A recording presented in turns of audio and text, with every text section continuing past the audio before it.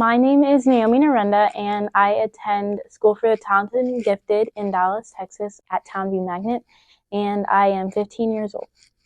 So I got encouraged by my previous boss from an internship that I did last year. I realized that there was a focus that I wanted to center the Slingshot Challenge video around, and that was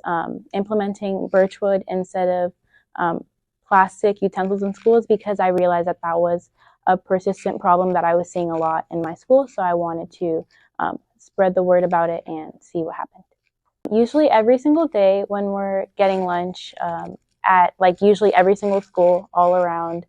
there are a lot of kids and schools that implement using plastic utensils and silverware that are all plastic, obviously, and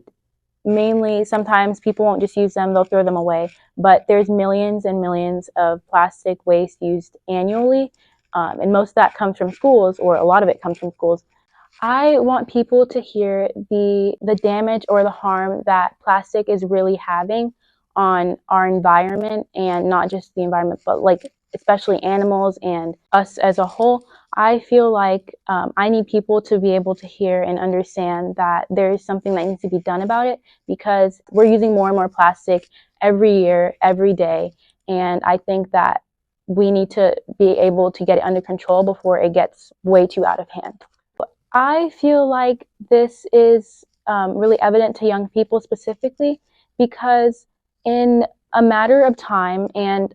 years coming forward, there are going to be the younger people that are here right now that are going to be going and suffering through the effects that the use of plastic and the waste of plastic has had on this environment. We are going to be here when all that